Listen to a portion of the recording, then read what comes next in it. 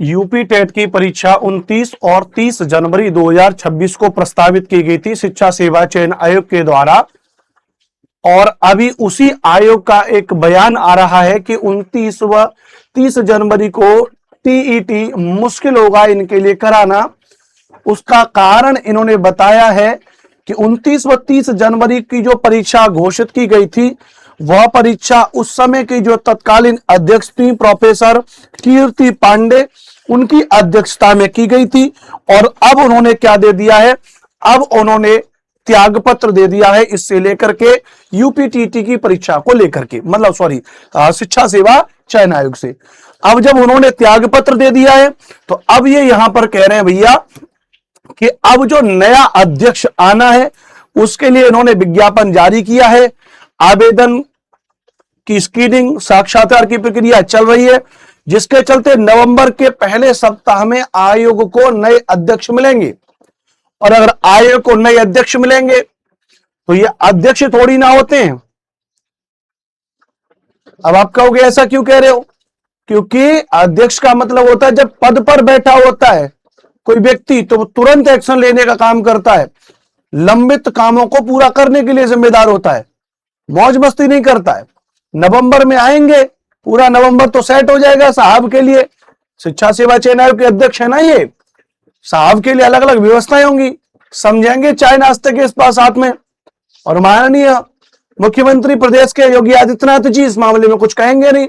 उनका शिक्षा मंत्रालय, शिक्षा मंत्री तो एक नंबर का बाइजा तो निकम्मा है, इसमें कोई दो राय नहीं है। मैं तो हमेशा उसको रेलता रहता हूं शिक्षा मंत्री को, क्योंकि उससे ज्यादा बाइजात मंत्री तो कोई है ही नहीं। एजुकेशन मिनिस्ट्री पता नहीं क्यों दे रखी है, बट नेताओं के बारे में कुछ कह नहीं सकते और नेताओं के बारे में कोई टीका टिप्पणी करना भी नहीं चाहिए, है ना। अब नवंबर तो इनको पूरा चाय नाश्ते में निकल जाएगा समझने में, दिसंबर में और कुछ क्या लेंगे, कुछ एक्शन लेंगे और तब तक आ जाएगी 29 और 30 जनवरी।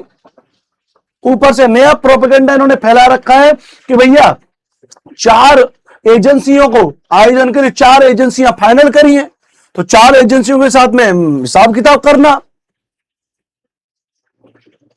भाई इसके लेन देन में 4 एजेंसियों के लेन देन में जो पैसा वितरण होगा, सारी चीजें होंगी, जो कार्रवाई होगी, उसमें अपना परसेंटेज होगा, है तो उसमें टाइम भी तो लगेगा, अपने आप को सेट करने में भी तो टाइम लगेगा।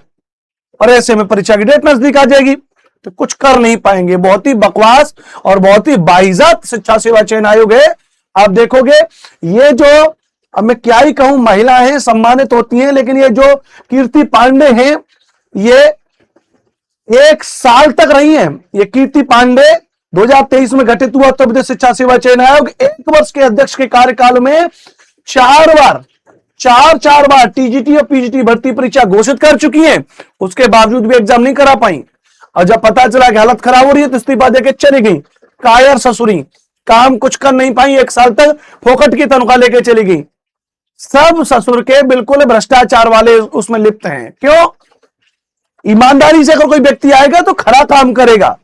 ये सब लेन देन से, भाई भतीजाबाद से है, चापलूसी करने वाले लोग हैं जो पदों पर बैठ जाते हैं। अगर योग्य व्यक्ति जब पद पर बैठेगा तो सबसे पहले कार्रवाई करता है, ये काम करो। कायर थी, 1 साल के बाद इस्तीफा देके चली गई, कुछ नहीं कर पाई। सर मानी चाहिए इनको, और सर माना चाहिए उत्तर प्रदेश शिक्षा सेवा चयन आयोग को, सर मानी चाहिए एजुकेशन मिनिस्ट्री को। क्यों?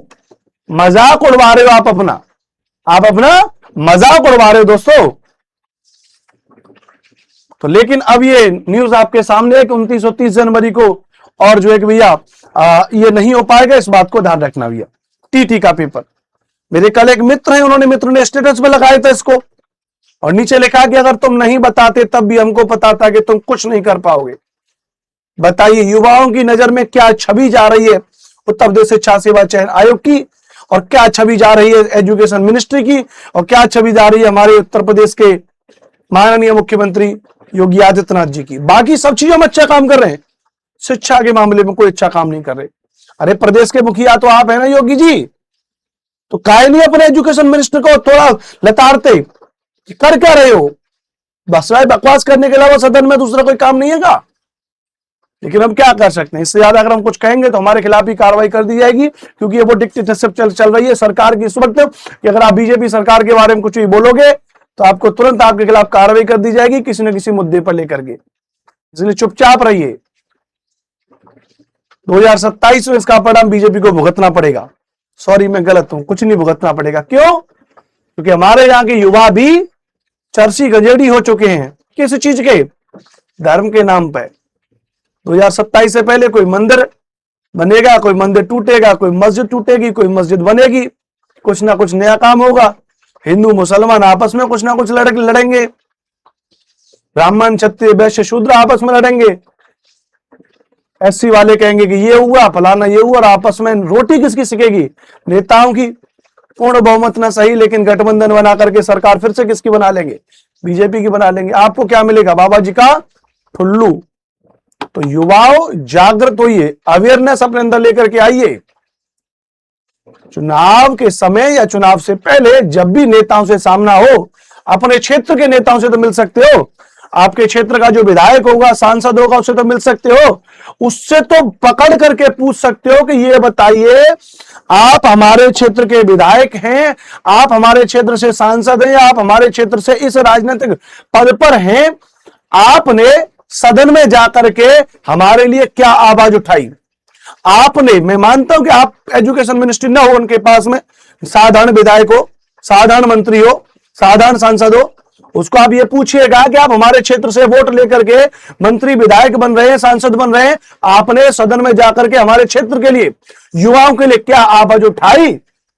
अगर आपने आवाज उठाई तो बताइए। आप अवेयर होना पड़ेगा आपको। प्रॉपर तरीके से पूरा शिक्षा का रट्टा बांध के रख दिया है। नमस्ते नमस्कार। आवेश में आकर के अगर कुछ मैंने ज्यादा बोल दिया हो तो सभी सम्मानितों से माफी चाहूंगा, लेकिन जो हो रहा है उत्तर प्रदेश में बहुत गलत हो रहा है। शिक्षा विभाग को लेकर के बहुत गड़बड़ चल रहा है भैया। एक परीक्षा ढंग से नहीं हो रही है। उत्तर प्रदेश शिक्षा सेवा चयन आयोग बना दिया 2023 में, 3 साल होने को आए, कुछ नहीं कर पा रहा है। और उसके नाम पे जो सरकार ने लाखों करोड़ रुपया खर्च किया हुआ, उसकी भरपाई कौन करेगा? लाखों करोड़ रुपए तो खर्च हुआ ना, इसके गठन में, इसके ऑफिस में, इसके कर्मचारियों को तनख्वाह देने में, इन्वेस्टमेंट में, आने जाने में, व्यवस्थाएं करने में। ये पैसा तो बेकार गया, क्योंकि ये तो कुछ कर नहीं पाए। तो ये सब क्या है? ये सब भ्रष्टाचार है। नमस्ते नमस्कार। मुलाकात करूंगा अगली फिर किसी वीडियो में। तब तक के लिए जय हिंद। जो विद्यार्थी इस वीडियो को देख रहे हैं, अधिक से अधिक शेयर करिएगा, ताकि ये बात कम से कम सरकार के कानों तक पहुंचे। और आप अपने विचार कमेंट बॉक्स में जरूर रखिएगा। जय हिंद, वंदे मातरम।